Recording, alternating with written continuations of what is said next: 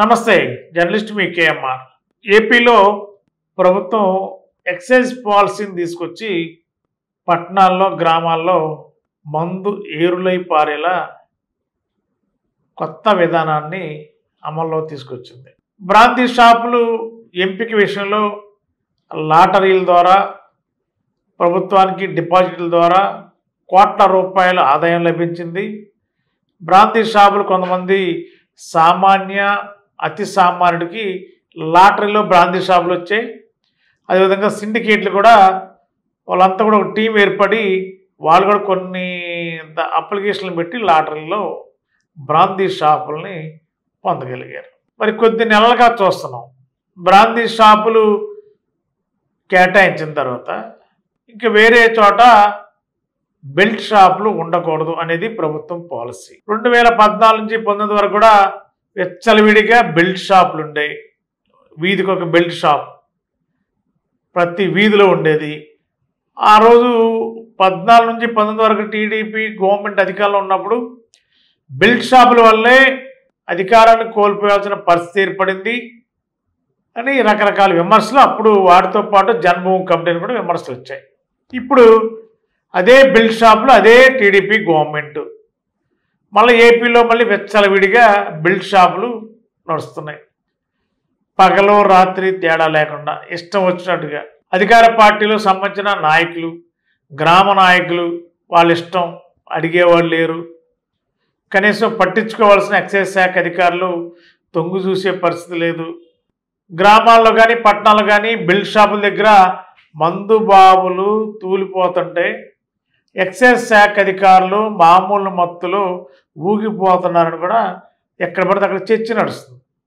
మరి గుడి బడికి దూరంగా ఉండాలి, నిబంధనలు పాటించాలని ప్రభుత్వం పదే పదే చెప్పినా ఆ ఎక్సైజ్ పాలసీలో ఏది పాటించారు చెప్పడం వరకైనా అమలులో అవకాశం లేదా ఉండదా అనేది కూడా కనిపిస్తుంది. వాళ్ళ రాత్రి సమయాల్లో గతంలో 11 గంటలు అనేవారు, ఇప్పుడు ఏదో 12 గంటలకు పెంచుతామని చెప్పి ప్రభుత్వం ఏదో ఒక ఆలోచన చేశారని ఆలోచన మేరకు 12 గంటల వరకు బ్రాంతి షాపులు అన్నారు. ఇప్పుడు తెల్లవార్లు పనిచేస్తున్నాయి బ్రాంతి షాపులు, ఎక్కడ పడితే అక్కడ అడిగేవాళ్ళు లేరు. కనీసం ఎందుకు సమయం అంటే ప్రభుత్వం ఇచ్చిన టైంను దాటిపోయి ఈ బ్రాంతి షాపులు పనిచేస్తున్నా ఎందుకు ఎవరు అడగట్లేదు. ఎక్సైజ్ శాఖ అధికారులు అస్సలు అడగట్లేదు. పోలీసులు అడగాలంటే మరి వాళ్ళు కూడా వాళ్ళకి కావాల్సిన అవసరాలు వాళ్ళకు ఉంటాయి. వాళ్ళు కూడా ఎవరైతే బ్రాంతి షాపు నిర్వాహకులు ఉంటారో వాళ్ళు కూడా తన వైపు తిప్పుకునేలా వారికి కావాల్సిన అవకాశాలను కూడా కల్పిస్తారని కూడా ప్రచారం జరుగుతుంది. ఉదయం 6 గంటల వరకు బ్రాంతి షాపులు పనిచేస్తాయి, అడిగేవాళ్ళు లేరు. బెల్ట్ షాపులు కూడా సమాంతరంగా కొంతమంది సిండికేట్ ఏర్పడి ఒక షాపు దగ్గర వ్యాపారం బాగా అధికంగా బ్రాంతి వ్యాపారం నడుస్తుంటే మరో బ్రాంతి షాపు దగ్గర వ్యాపారం అంతంత మాత్రంగా ఉంటే దీంట్లో వేరే సిండికేట్ని దెబ్బతీయాలి వ్యాపారపరంగా అనుకున్నప్పుడు అక్కడ మళ్ళీ బెల్ట్ షాపులు ప్రత్యక్షం అయ్యేలా కూడా ఇంకొక సిండికేట్ బ్యాచ్ ఈ విధమైన రాజకీయ వ్యవహారాలు నడుపుతున్నట్టు కూడా తెలుస్తుంది.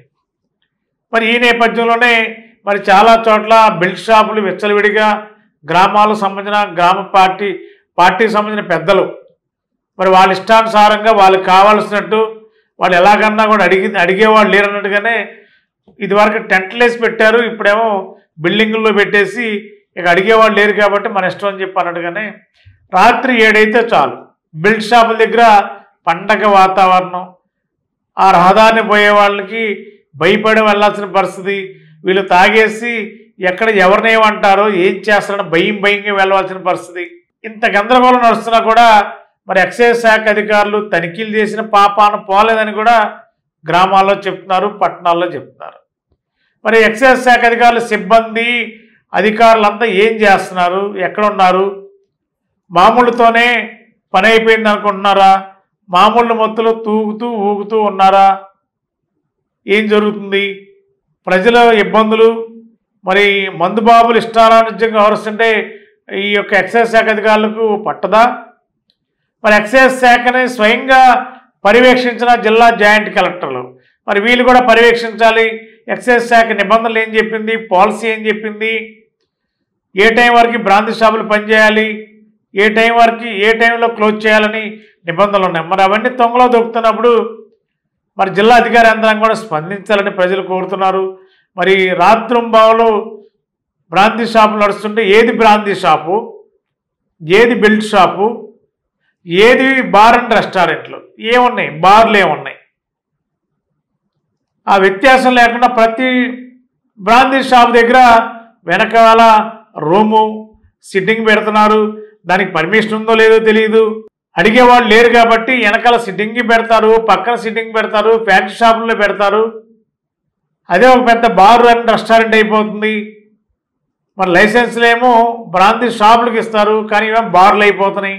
మరి ఈ ఎక్సైజ్ శాఖ అధికారులు ఎందుకు మౌనంగా ఉన్నారంటే పుష్కలంగా వాళ్ళకి కావాల్సినట్టు సిండికేట్ల ద్వారా కానీ బెల్ట్ షాప్ నిర్వాహకుల నుండి కానీ వారికి నెలవారీ మామూళ్ళు క్రమం తప్పకుండా వస్తున్నాయి కాబట్టి వాటి జోలికి వెళ్ళాల్సిన అవసరం లేదు. వాళ్ళు కూడా మా జోలికి రారని కూడా ఎవరైతే ఈ నిర్వాహకులు బెల్ట్ షాప్ నిర్వాహకులు ఉన్నారో బహిరంగంగా చెప్తున్నారు. మరి ఏది వాస్తవం ఏది అవాస్తవం అనేది కొద్ది రోజులు అయితే కానీ తెలియదు. మరి అతి త్వరలోనే ఎంటీవీ కూడా ఎక్కడైతే నిబంధనలు అతిక్రమించే ఎక్సైజ్ షాపులు కానీ తెల్లవారులు పనిచేస్తున్న బ్రాంతి షాపుల పైన ఒక స్పెషల్ వీడియో ప్రజలకి కళ్ళకు కట్టినట్టుగా ప్రజలకు చూపించే ప్రయత్నం ఎంటీవీ చేయబోతుంది. ఈలోపు ఎక్సైజ్ శాఖ అధికారులు స్పందిస్తారా, మౌనంగా ఉంటారా, మామూలు మొత్తంలోనే అలా తూగుతూ ఉంటారా, ఏం జరుగుతుందో చూద్దాం. Thank you. Shri Vighneshwara sun city phase 2 దిగ్విజయంగా పూర్తి చేసిన మా కస్టమర్లకు ధన్యవాదాలు తెలుపుతూ తెలుగు సంవత్సరాది ఉగాది శుభాకాంక్షలతో సగర్వంగా సన్ సిటీ ఫేజ్ 2 నుండి పార్ట్ 2 ను మీ ముందుకు తీసుకువస్తున్నాము. 100% వాస్తుతో open plots, DTCP and RERA approved layout open plots, black top roads, 3-phase current transform, street lighting, venture చుట్టూ compound wall, drainage, children's park సదుపాయాలతో ఓపెన్ ప్లాట్స్ ఇంటి నిర్మాణం కోసం సిద్ధంగా ఉన్నాయి. బుకింగ్స్ ప్రారంభం. బ్యాంక్ లోన్ సదుపాయం కూడా కలదు. విచ్చేయండి Shri Vighneshwara sun city phase 2, Vangayigudem centre, 14వ డివిజన్, క్యాన్సర్ హాస్పిటల్ వెనుక, ఏలూరు. ఆకుల శ్రీనివాస్. Phone number 9848233117, 9848155444.